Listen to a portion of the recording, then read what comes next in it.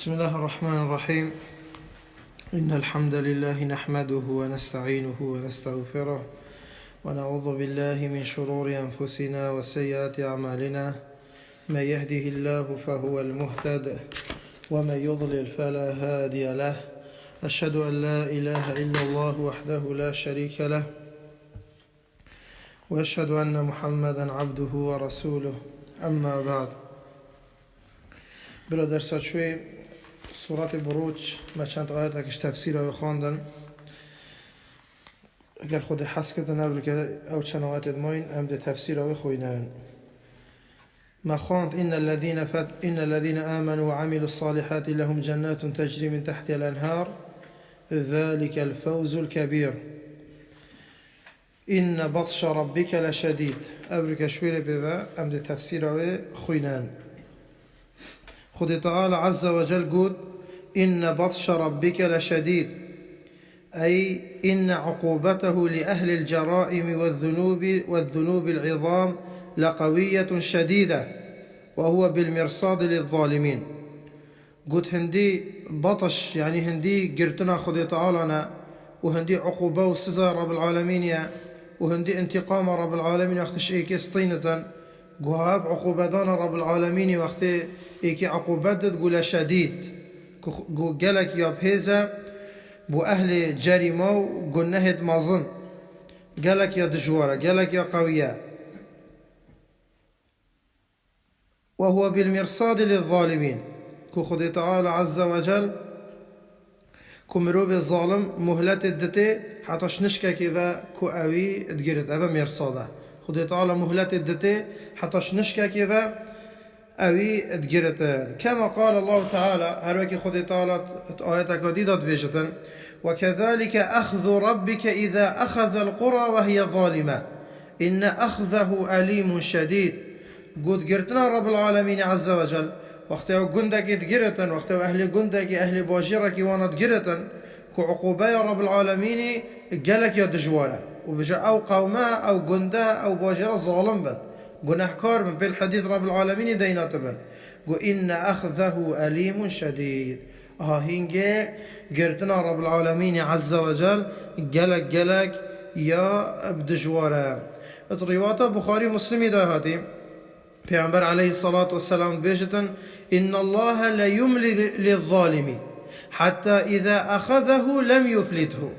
خدي تعالى مهلت دتن ظالمي مجالي دتوي هردتي وجا حتى خدي تعالى عز وجل أو قرتي خلاص ايدي اوي نابردتن ديوي عقوبتك مزان أبا جبرا باش ولدانا بو اوي كسي اوي قلناهات كتن طيبتي قلناهت مزان كود نفسه خدا بشتن وتوبة بكتن اجبري خدي تعالى عز وجل اويش نشككي وبقرتن اتوي حالتي دا خدي تعالى دي قلب دجواري اوي عقوبتن قو إن بطش ربك لشديد كو عقوبة وقرتنا رب العالمين قالك يا دجوارة إنه هو يبدئ ويعيد. كو خدي تعالى عز وجل أي هو المنفرد بإبداء الخلق وإعادته فلا مشارك له في ذلك. خدي تعالى إنانا مخلوق داكو مخلوق نبي مخلوق هني خدي تعالى أو تشكرا وخدي تعالى ديوان مرينة جارك دي يعيد يعني ديوان صفرينة بالقيامته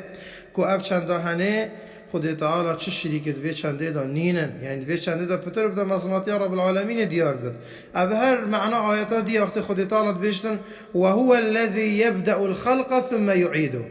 هر خدي تعالى عز وجل كو أف مخلوقي هني إينات وجوده چه بحثي بما مخلوقي هني نبي وديوانا مرينة ثم يعيده جارك دي القيامة دي أوانا راكد ذا. قلت إنه هو يبدئ يعني أو كود خلق إينات أو خلق إينات أو خلق شكر أو خلق إينات بشتوان ديوان مرينة ويعيد وجارك دي القيامة ديوانا راكد ذا. وهو الغفور الودود. خدي تعالى عز وجل يغفر يعني الذي يغفر الذنوب جميعا لمن تاب. كو أو توبة بكت خدي تعالى قلنا يحمي وبيستارات كتن ويعفو عن السيئات لمن استغفره وأناب. خدي تعالى قلنا يبوي استارات كتن وقلنا يبوي جد بتن. خدي تعالى لد بورتن. الودود ودود يعني أبيك وخدي تعالى عز وجل كو مأخوذ من الود، والود هو خالص المحبة، كو أبي حاجكنا كو طيبة تهبتا ويجا خد تعالى يودودا حاش عبدت خود كتن وعبدت ويجا حاجت كتن، أبا معنى ودودا براب كرتي، حاش عبدت خود كتن وعبدت ويجا حشويت كن، أبا معنى ودودا، يعني الذي يحبه أحبابه محبة لا يشبهها شيء، كو أوا أبد خوشتفيت وحاجت كن حاجكرنا كو تش حاجكرنا توكي نبن، كو حاجكرنا عبدت ويد إيمان دار خالصة، كو حاجكرنا كو درستاهي حش رب العالمين يتكن. فكما أنه لا يشابهه شيء من صفات الجلال والجمال والمعاني والأفعال، فمحبته في قلوب خواص خلقه التابعة لذلك لا يشبهها شيء من أنواع المحاب. كتشاخذ تعالى عز وجل الصفات تخوها يد جان دا ويد كامل دا وتوان معنى وان أفعال دا، كتشكاس بصفات رب العالمين يتوانا ناقهن يت رب العالمين، يدخل كيت ناقصا بل رب العالمين عز وجل يد كاملا، يدخل كي الديف مستحق وهاجي نقصوانا بل يد رب العالمين كو حاجي مستكو مناسبي لكمال رب العالمين عز وجل. ها حاجي كرنجي بفيرا هنجي كو عبد خدي تعالى غوصة حاجي كرنك يرحمك الله، حاجي كرنك درستاهي حاج خدي تعالى كان. وكذلك كانت محبته أصل العبودية، وهي المحبة التي تتقدم جميع المحاب وتغلبها، وإن لم يكن غيرها تبعا لها كانت عذابا على أهلها. وحاجكنا رب العالمين عز وجل كو أصل عبوديتها كو أوجبري حمي حاجكنا تيتن وتسال حميرة تيتن، أجر أب حاجكنا دي نتابع بوفي يعني ندي في رابن باش ديبتن عذاب السر خدانه، يعني دفيت حاجة كنا رب العالمين البيشيكا هر تشتكي بتشكي سنك الشريك الحاجة كنا دا الجر رب العالمين. وهو تعالى الودود الواد لأحبابه، كما قال تعالى يحبهم ويحبون، والمودة هي المحبة الصافية. أبكرتي برا أبا معنى آياتها ودود يعني يحبهم ويحبون. أجي خد ثلاث آيات جديدة بيشتر خد تعالى حشوانات كتن عبد خوات إيمان دار ويحبون وأوجي حش خد تعالى كان عز وجل، يعني يحب ويحب وحش عبد خات كتن وحشويش تذكرني كو عبد تويجي كو حاجت كان. وفي هذا السر لطيف حيث قارن الودود بالغفور، قفيريجي السر نهينيكا جلك يا جانا هاي أو جتشتا وحيث قارن الودود بالغفور، قو خدي تعالى في هردو نوفت هنب إيكودو فاقريدان وهو الغفور الودود. شو مناسبان قال إيكودو هيا وصل في جهة خدي تعالى القالكينات قل يدل ذلك على أن أهل الذنوب إذا تابوا إلى الله وأنابوا غفر لهم ذنوبهم وأحبهم. كو معناه أبيا كو وقت أهل قلناها توبات كانوا بال خدي تعالى بصبرا خدي تعالى غفر لهم ذنوبهم وأحبهم، خدي تعالى دي قلناها تنبوان غفرينة ودي حشوان كتن، يعني فلا يقال بل تغفر ذنوبهم ولا يرجع إليهم الود. كو نابي جدا كو هم خدي تعالى دي قلناها تنبوان غفرينة ما دام في قلناه كرا وشني توبة كر إيدي خدي تعالى حشنا كتن نا بلش برهند الجالكينات كو أوي توبات كتن كو خدي تعالى عز وجل هم دي توبة قبل كتن قلنا هيتي بو يجيبتن وستارة كتن هم خدي تعالى دي حشوي كتن، كما قال بعض الغالطين هندك مروفيت خالتتن أويت في هزرهانت كان كود بيجن كو خدي تعالى ايدي حاجنا كد ما دامي قلنا كرنو شني توبة كر. بل الله أفرح بتوبة عبدي حين يتوب من رجل له راحلة عليه طعامه وشرابه وما يصلحه فأضلها في أرض فلاة مهلكة فأيس منها فاضطجع في ظل شجرة ينتظر الموت، فبينما هو على تلك الحال إذا راحلته على رأسه فأخذ بخطامها، فالله أعظم فرحا بتوبة العبد من هذا براحلته، وهذا أعظم فرح يقدر. كالشيخي بعد إشارة حديثك كوصف في معناها ند حديث ده هذه وكي بيامر عليه الصلاة والسلام بيشتن كو خد تعالى عز وجل قالك كيف يبتوبة عبد ويت إتن كوش كيف كسك بتر أف كسي هني چانا كو أف كسي هني الصحراء كيا حشتراوي الجلا زادي وخارناوي وخارناوي محتاجيت ويسر بشتاوي حشترينا وش نشكا كيف في الصحراء هني دابا تشكس لنهي كوابتني اللي تشتوت إيدو تشكس دورو بري خانا ميلت حشتراوي في الصحراء هني هندات بتن أو جي هندي هند بهيفيد بتن هندي ملل بويتشيت بتن فيجا هم انتظار مرنيت كتن تشت البر تشتكي خد ريشت كتن كاقتك داري تشتكي الوان درا كو يتشتشتيا يلهيفيا مرنيا حمي تشتش دازا ناتشكاس الوان درا هيا الدورو بريتوي نخارنك هنفا خارنك حميل سر بشتا حشتراوي كوچو وش نشكا كيف أبي هني جابت خواكت سر خراكتن يت انتظار مرنيدا وش نشكا كيف ببين حشتراوي هادي سر سري ساكني في بجا چند كيف ايديتن اها خود تعالى عز وجل كيفاوي قلب بتر شيافيت وقت في حشترا خديتي يا خود تعالى قلب بتر وقت عبدي توبات كتر كل خود تعالى زبرت عز وجل بجا في هني بيغمبر بيش عليه الصلاه والسلام هند كيفاوي داتت كيفاوي داتش كيف دخلت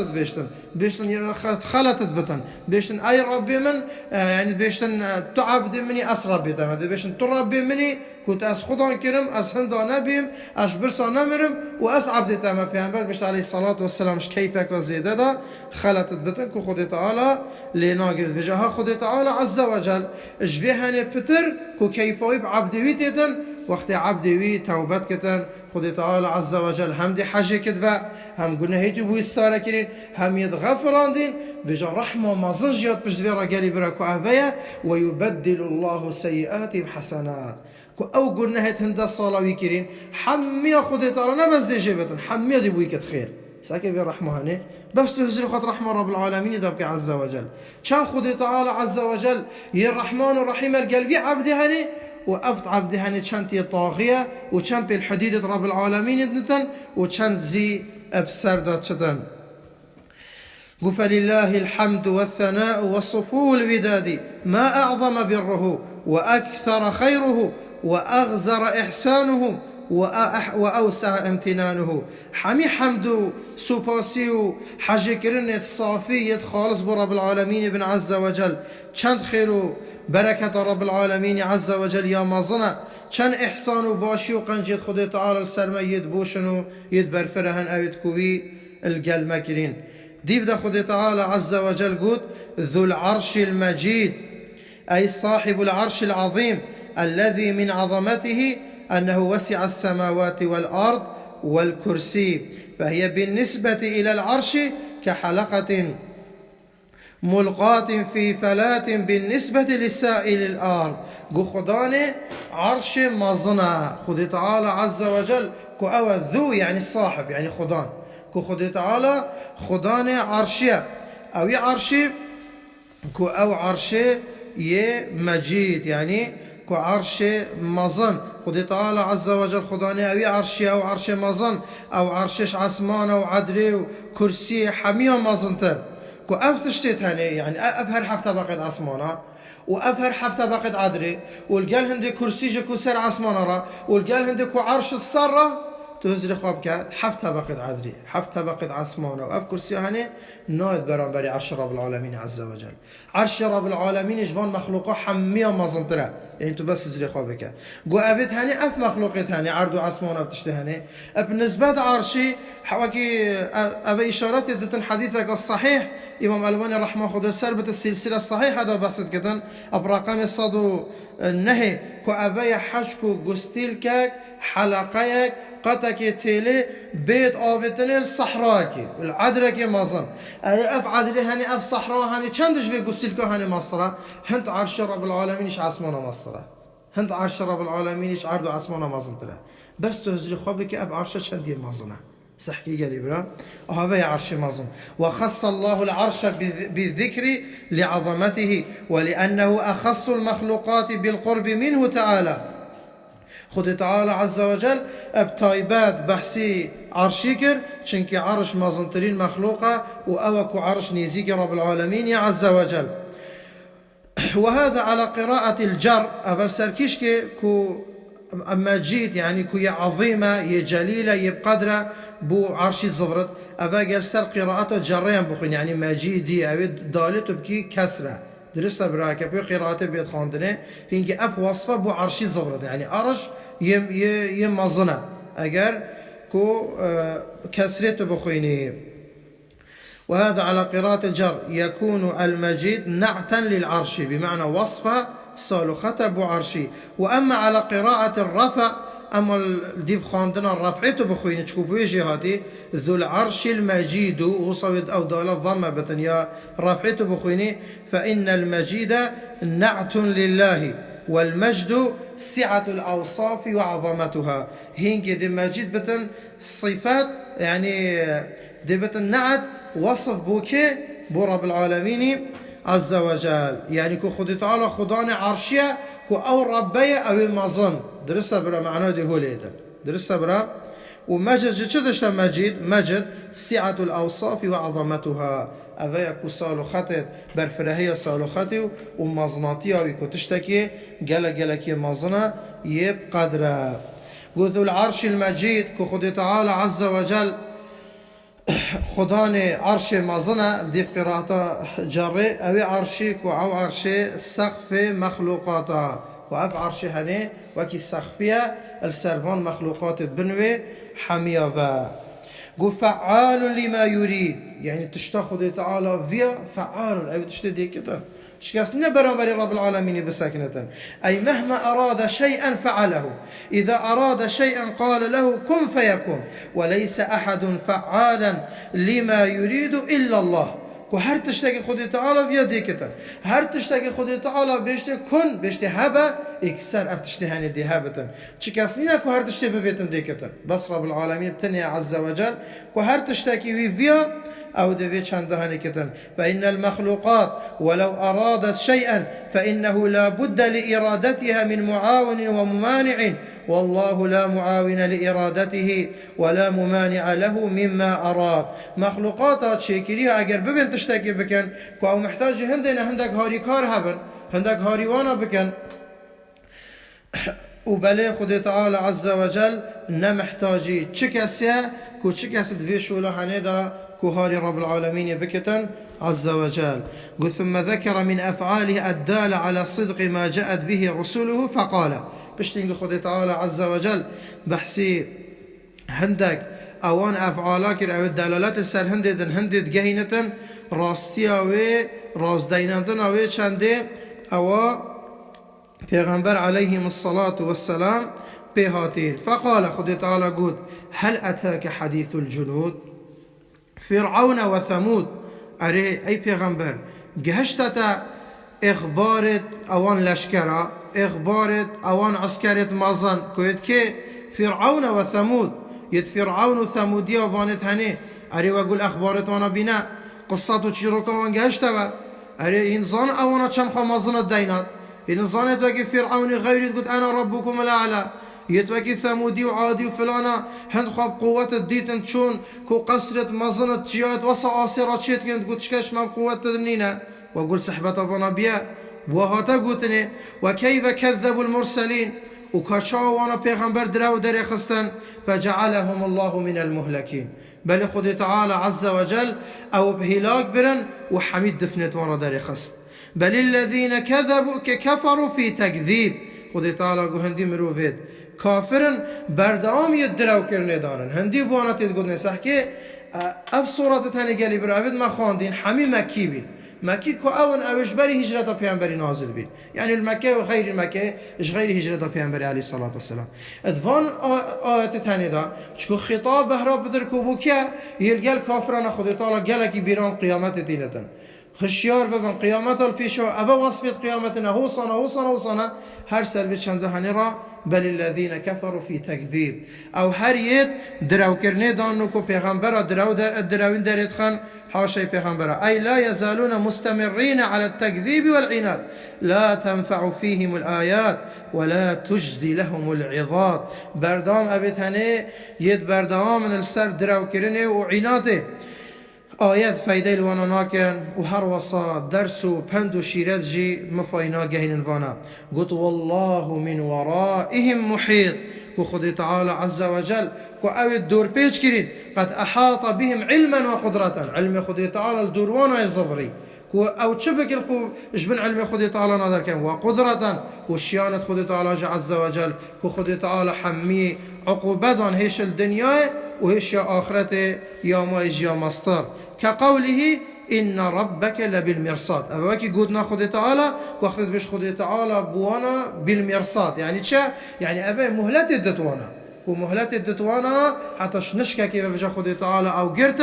قرتنا كجلك دجوار ديوانا قرتن. ففيه الوعيد الشديد للكافرين من عقوبة من هم في قبضته وتحت تدبيره. أبا وعيد عقوباك دجوارا بو كافرة اش عقوبة دانا اوانك و اوید بن دستوانا و اوید او چاف دیلوانت کن و اوید راد بن او ظلمت کن كل ایمان دارا و تعدایل وانات کن اشوانج نمونيك كو قصتا في ملك هني الظالم القل كو فكر كهني غلام او في كشتي قل بصرمان بينا في قوم هني وتشوهات كو او صوت كو اباد تهديد بوفان كاسيت هني ابد بيشولا هنيت كان كو خدي تعالى عز وجل نكو يشونا غافلة وكي خدي تعالى القرآن داد بيشتن ولا تحسبن الله غافلا تهزرنك كو خدي تعالى يه غافلة شوي او ظالمتك إنما يؤخرهم ليوم تشخص فيه الأبصار. خدي تعالى عز وجل يمهلت الدتوانا يمجالي الدتوانا بو چدشتي بو كروجا كي خدي تعالى واش نشكا كيف بقرتن كو چلي بيتن جاوتوانا تيدا زلبن وبشتنجي خدي تعالى الآيات تمامت كتا. بل هو قرآن مجيد. خدي تعالى عز وجل قهندية قرآن هنية هي مجيدة أي وسيع المعاني عظيمها كثير الخير والعلم. كو أب قرآن هني يا مازنا كو معنى تويد مازنا رامانا ويا مازنا كو جلك خير وجلك علم وجلك بركات يد في قرآن هني ده هي في لوح محفوظ. أب قرآن هني يد لوحة كدايا كويا باراستيا شكاش نشتن دست خواب جهينته من التغيير والزيادة والنقص شكاش نش دست خواب جهينته كو زيادة كتن كم كتن. ومحفوظ من الشياطين ويا باراستيا دست الشيطان كو شيطان دست خواب جهينني وهو اللوح المحفوظ الذي قد أثبت الله فيه كل شيء أو لوحية أو العصمانك أو باراستي أو خد تعالى عز وجل علم حميتشتي كتويري دا نفيسي وقرآن جي كو خدي تعالى الويري ينفيسي وبشتينجي خدي تعالى بو جبريلي يخاندي جبريلي جي عليه السلام يقول رب العالمين بي يهاتي بو پیغمبري ما عليه الصلاة والسلام خاندي ويقهاندي وپیغمبري جي قهاندي أمته. وهذا يدل على جلالة القرآن وجزالته ورفعة قدره عند الله تعالى والله أعلم. أفشان هنيجي بو مهندد قهينة كو قدر قرآن ومصناتيا قرآن وهر وصاك قدر وي چنتيا بلنده الدف رب العالمين عز وجل. همت لوح المحفوظ دا يا بارستيا وهمت عدريج دا خدي تعالى بش إنا نحن نزلنا الذكر وإنا له لحافظون. خدي تعالى بش ما اف قرآن هني نازل كري وامدوي باريسن هندي وقت الزمانه كي كسكي بكولا هندي كري ومحاولة كري كو تشتكيش في قرآن هني زيداب كد بقهر التحريف تيداب كدن إلا خدي تعالى عز وجل هدكا ويبري وخدي تعالى أو يكشف كري بريكا كو إيمان دارا وبيغمبرا وميراد قرد بيغمبرا أبي هني هاتي ديار كرني أبي نبحسي هندي أقالي براكوي كي دي رابط إهانا قرآن كدن صوجة نبحثي بيت شبت خدي تعالى دي في عقوبة هر توي حالتي دا شبت أو دي وكتو خدي تعالى دي مهلات جدي حتى كوش نشكا كيف يتجرتن بل وقت خدي تعالى بيش أم دي في قرآن باريزن بحثي هندي أشكاس نشو دسكارية تداب كتن آيات جيبين الدار آيات لزيداب كتن كو تحريف بخطت في قرآن هنده هندي كي بيكولا فيش هندي كري إلا خدي تعالى كو أو يفازحان دي أو يكشف كري بو خلق الشيخ ابن عثيمين رحمه خد السربة التفسير خد السربة آيات بيش أخذ بيش بل هو قرآن مجيد كو بيش أبا وصفة بو قرآن ووصفة بوي كسي أو في قرآن هاني رادبة كو أوي حكمي في قرآن هاني كتن كو أوي عملي في قرآن هاني درستاهي وقام بواجبه من تلاوته حق تلاوة وفسينا سيكون لهم المجد والعزة والرفعة يبدر استي رابط في قرآن هاني بخوينة عملي بيبكتن كو أو دي رابطا دي خدي تعالى عز وجل مجده وعظمته وعزته ورفعته دتوي يعني كو تشاف قرآن هاني ياب قدره خدي تعالى عز وجل دي بقدر كتن دي السريب بلن كتب شو تشتي قالي برا كوب هندي حكم كرنا بقرآن كومرو بالحكم رب العالمين بزبرة حكم كرنجي بو دا صلاة دارنا وبو اوان كاسد بن دستي دا صلاة دارا وبو خلقي حميه كو حمي خلق مطالبة بحكم كرنا بحكم رب العالمين عز وجل حمي خير وحمي خوشي وحمي سركتن ياد هند دايا كو تحكم رب العالمين دا كمرو بحكم خد تعالى بجه بينتن الويري الشيخ ابن عثيمين رحمة خد السربتن شان ريزاكا شحف ريزاكا دريش كو نصيحتت كتن الدس صلاة دارت بصرمانة بقشتيجي كو حكمي بقرآن بكن دا خد تعالى عز وجل خلقي دستوان دا نرم كت وقت اوانا خابو خد تعالى نرم كرون خابو خد تعالى شكاندن خد تعالى عز وجل دي خلقيجي ادبن دستوان و نرم كتن بلي او دمي اوانش في چنده هني لادا خلق دي رابطن فوزي كتن و كشتني كتو ايك دي بامريكا كي كتن و چك از گوي خواه نادتن وانا كل ويري بزبرن ان شاء الله تعالى نصيحتك مهم شيخ بيشكيشت كتن بلا حتى ويري بتن